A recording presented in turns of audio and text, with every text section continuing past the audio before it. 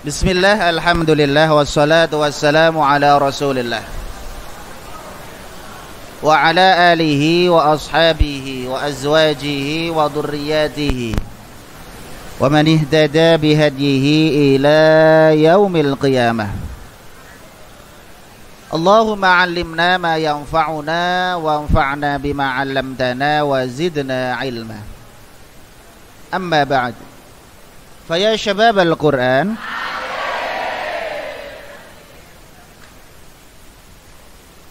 اليوم بعون الله عز وجل نتابع درسنا في قراءة كتاب نصائح العلم، وقد وصلنا إلى قول المصنف المقالة العاشرة. Sebelum kita membaca, mari bersama-sama membaca suratul Fatihah. Semoga apa yang kita baca membawa berkah, membawa manfaah fid dini wad dunya wal akhirah. Bisirril Fatihah. A'udzubillahi minasyaitonir rajim. Bismillahirrahmanirrahim. Alhamdulillahi rabbil alamin, arrahmanir rahim, maliki yaumiddin. Iyyaka na'budu wa iyyaka nasta'in. Ihdinas siratal mustaqim. Siratal ladzina an'amta 'alaihim ghairil maghdubi 'alaihim waladdallin.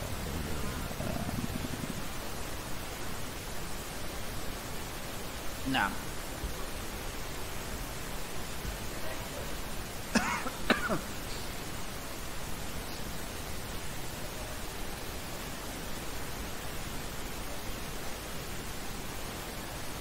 yeah.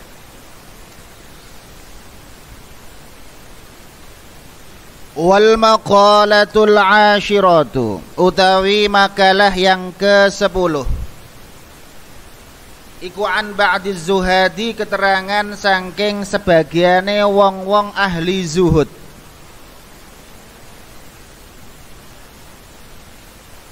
Zahidun jam'uhu zuhadun, padha karo kafirun jam'uhu kuffarun. Naam. Zahidun zuhadun, kafirun kuffarun.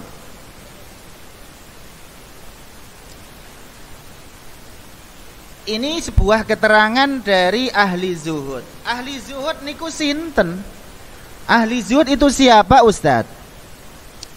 Wahum utawi wong sing ahli zuhud iku alladzina wong akeh.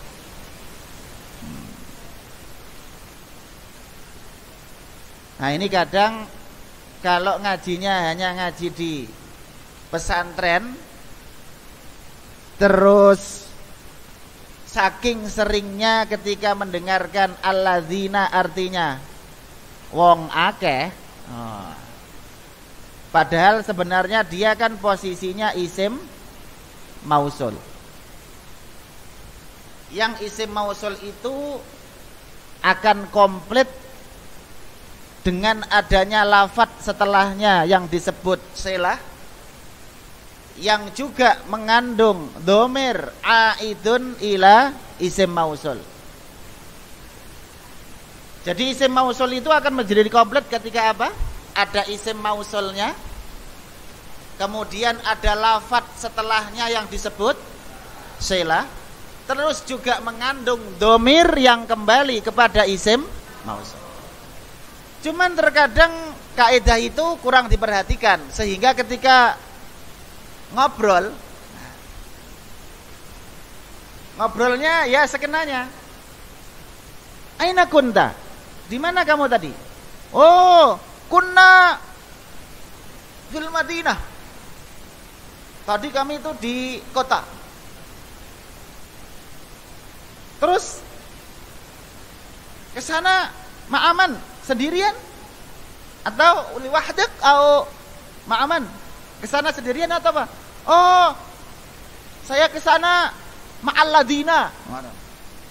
Maksudnya sama orang, sama wong akeh. Jadi kadang Karena seringnya mendengarkan alladzina artinya wong akeh. Jadi kalau mengartikan wong akeh langsung bilang alladzina. Tadi di pasar gimana? Oh, ono alladzina. Oh. Maksudnya ono wong akeh. Padahal isim mausul harus komplit. Menjadi komplit ada apa tadi? Ada isim mausul, ada redaksi selanjutnya disebut sela, dan juga mengandung domir yang kembali kepada isim mausul. Seperti ini misalkan, alladzina iku wong akeh ihtaqaru kang padha milang-milang ala sapa alladzina. Ihtaqaru kang padha milang-milang ala sapa alladzina. Milang-milang ala menganggap remeh, ya. Ad-dunya ing donya. Walam yubalulan ora merduli sapa alladzina.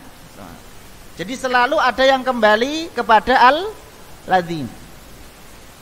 Walam yubalulan ora merduli sapa alladzina biha kelawan dunya. Jadi mereka itu tidak mementingkan dunia, menganggap dunia itu urusan remeh-temeh. Jadi misalkan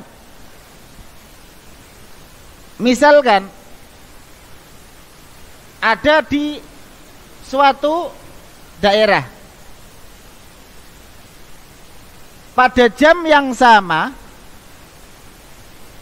di lokasi yang berdekatan, yang satu pengajian, yang satu dangdutan.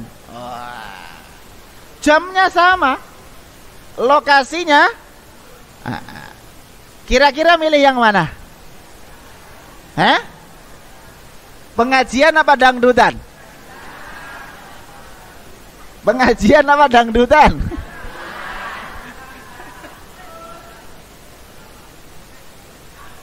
Ada yang jawab pengajian, ada yang jawab dangdutan, ada yang pengajian mampir dangdutan.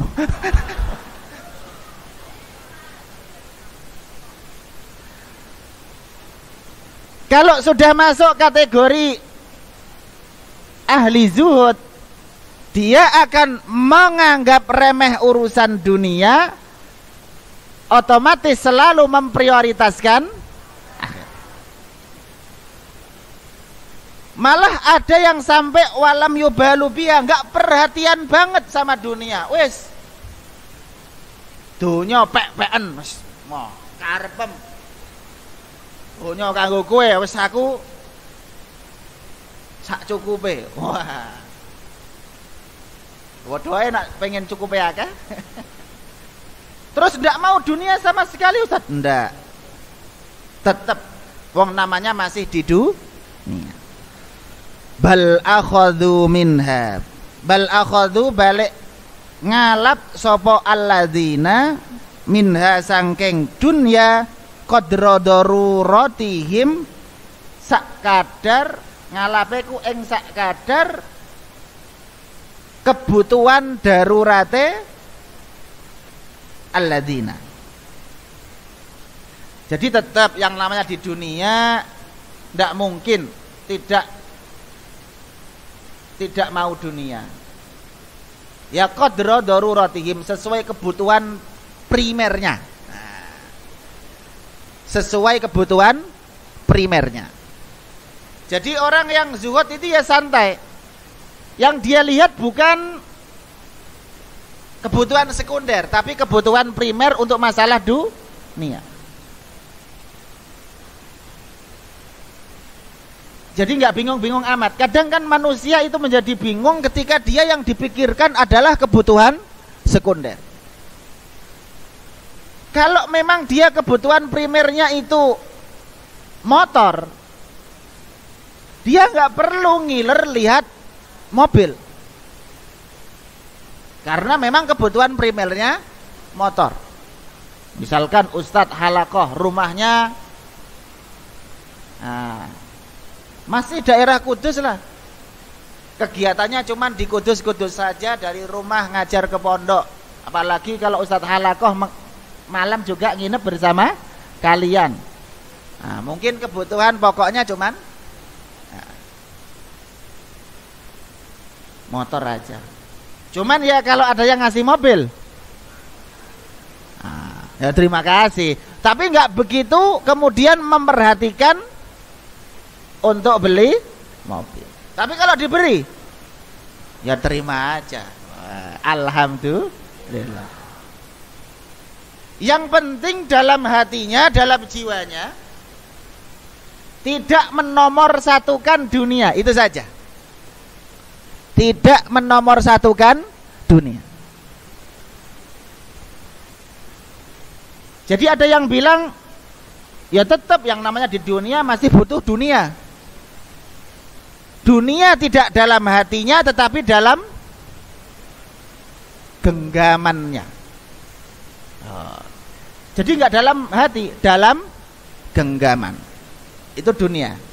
Awas, perumpamaan saja ya. Orang zuhud itu tetap akan bersinggungan dengan dunia.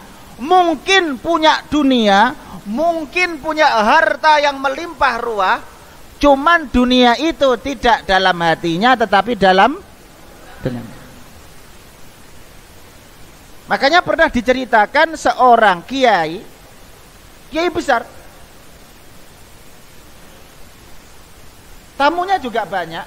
Lah salah satu tamu ini baru dengar saja kebesaran nama kiai tersebut, ingin sowan, belum tahu orangnya, karena saat itu belum ada YouTube, belum ada gambar-gambar, belum ada browsing-browsing.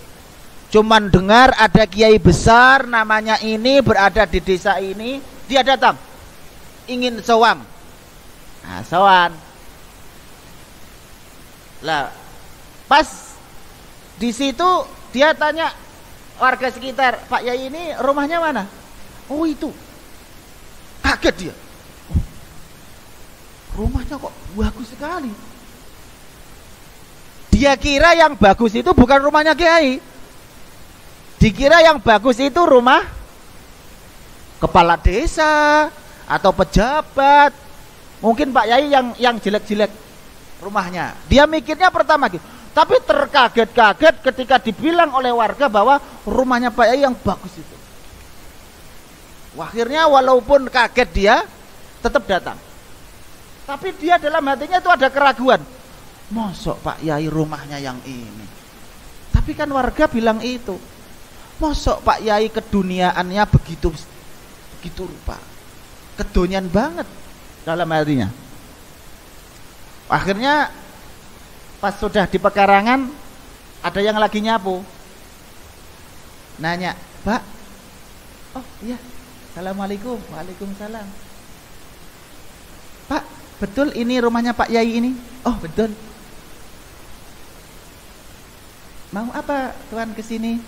Mau sowan. Bisa panggilkan? Oh bisa. Silakan masuk.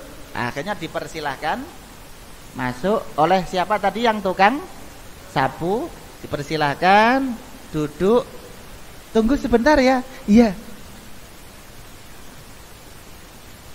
Setelah beberapa saat datang Pak Yai. Kaget dia. Loh, bukannya ini tadi yang nyapu? Cuman pakaiannya sudah ganti yang baik. Oh silakan. Biasa kan dikasih minum juga kan? Minumannya mana? Minum dulu ya. Iya nggih. Minum sambil kaget. Rumahnya bagus. Kadang kok nyapu, tapi tetap minum.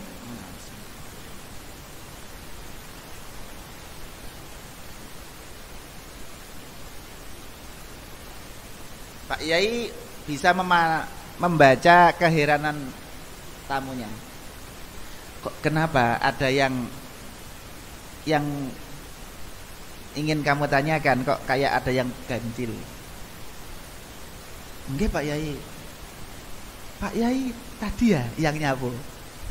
Iya. Oh, maaf Pak Yai, saya tidak tahu. Oh, enggak apa-apa. Kamu juga enggak melakukan kesalahan apa-apa. Gimana?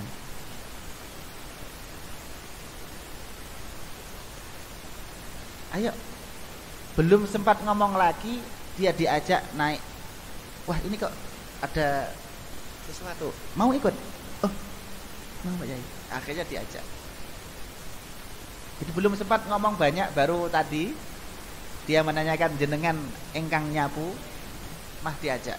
Nah, saat itu diajak naik. Naiknya ya kalau zaman dulu itu ya belum ada Alphard, belum ada Velfire. Biasanya zaman dulu paling kuda ya. Kalau bisa ditumpangi beberapa orang berbentuk apa biasanya? Delman, kereta. Kalau dulu malah keretanya itu bisa ditumpangi mungkin 3-4 orang. Kalau sekarang mungkin yang masih ada ya kereta kuda itu. Tukar. Sebelum ada ban ya mungkin rodanya itu kayu. Tapi bundar ya, bukan kodak. Tetap bundar. Nah, oleh Pak Yai saat naik kereta itu bisa bawakan ini. Oleh Pak Yai itu bawa gelas isinya air hampir penuh, enggak sampai penuh, hampir penuh. Disuruh pegang sama tamu tadi. Ini pegang ya. Apa yang disuruh bawa? Gelas. Isinya apa? Hampir penuh. Disuruh bawa oleh si tamu. Sebelum mulai berjalan disuruh pegang, Pak Yai bilang, jaga jangan sampai tumpah. Akhirnya delman berjalan. Namanya bannya itu memang bukan ban seperti saat ini. Bannya ban masih kayu, apalagi jalan dulu itu belum aspalan, belum. Biasanya kalau nggak di aspal diapain sekarang? Dicor. Masih geronjal, apalagi kalau musim hujan bisa becek, bleok, bahasa kita, bleok. Nah. Jalan muter kota. Daerah situ diuterin semua. Cuman dia punya tugas jaga gelas. Yang ada airnya, dipesan Pak Yai jangan sampai tumpah. Dia uang namanya kecil. Pokoknya gimana caranya biar tidak tumpah. Nggak mungkin ditaruh, jelas tumpah. Dipegang, kadang jalan naik turun. Jadi dia terus menjaga. Sampai rumah lagi. Setelah sampai rumah duduk lagi. Yang kamu pegang boleh diminum. Oh, terima kasih Pak Yai. Alhamdulillah masih utuh, tidak tumpah. Terus ditanya sama Pak Yai, kamu tadi lihat apa saat perjalanan? Lihat apa kira-kira? Ngapunten Pak Yai, saya kok gak ngelihat apa-apa. Loh, tadi sudah muter kemana-mana loh. Kan Pak Yai ngasih tugas agar saya bawa gelas, airnya jangan sampai tumpah. Jadi saya perhatian saya ya pada air itu sama gelas ini biar gak tumpah. Gak sempat memperhatikan apa yang dilewati oleh kereta itu. Dari pemandangan, dari orang-orang, dari berbagai perumahan. Saya tidak tahu apa-apa Pak Yai. Saya tahunya ya gelas dan air. Karena fokus saya pada gelas dan, kata Pak Yai, begitulah Orang kalau sudah fokus ke Allah, walaupun dia punya dunia seisinya, walaupun dia menjadi orang kaya, rumahnya mewah, punya istana yang megah, punya harta yang melimpah, tapi fokus dia ke air, fokus dia ke Allah, apakah akan melihat dunia itu? Sebagaimana ketika engkau berjalan melewati berbagai pemandangan, tapi engkau tidak pernah menikmati pemandangan itu. Yang kau nikmati, yang kau perhatikan, yang kau fokuskan hanya air. Itu ibarat tadi orang yang zuhud. Bukan berarti dia tidak memiliki dunia, enggak. Tapi dunia dalam genggamannya, tapi hati dan pikirannya tetap Allah Subhanahu wa ta'ala. Ini gambaran zuhad.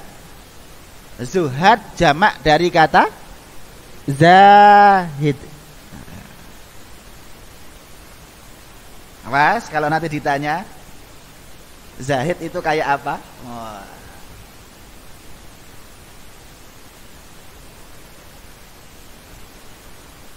Lanjut.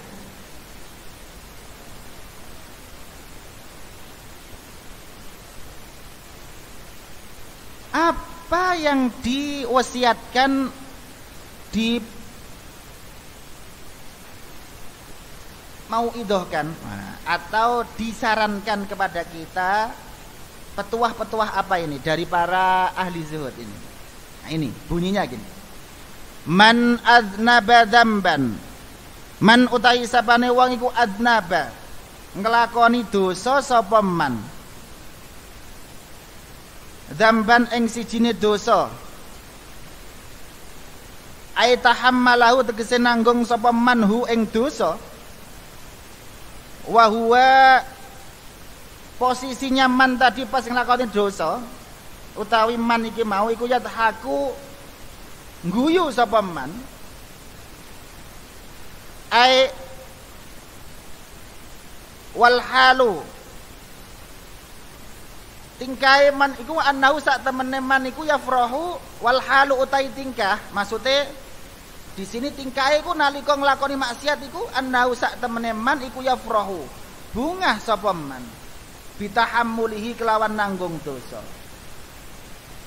Ada seseorang yang bermaksiat melakukan dosa tertawa santai saja maksudnya.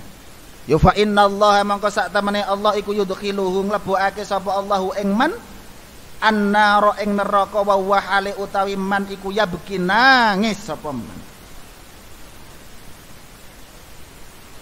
Lho.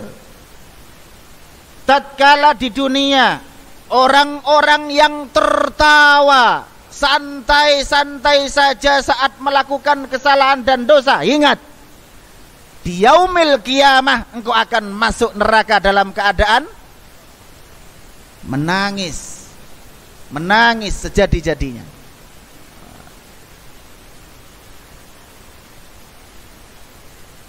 Di dunia sembarangan, di akhirat kecelakaan. Kecelakaan apa?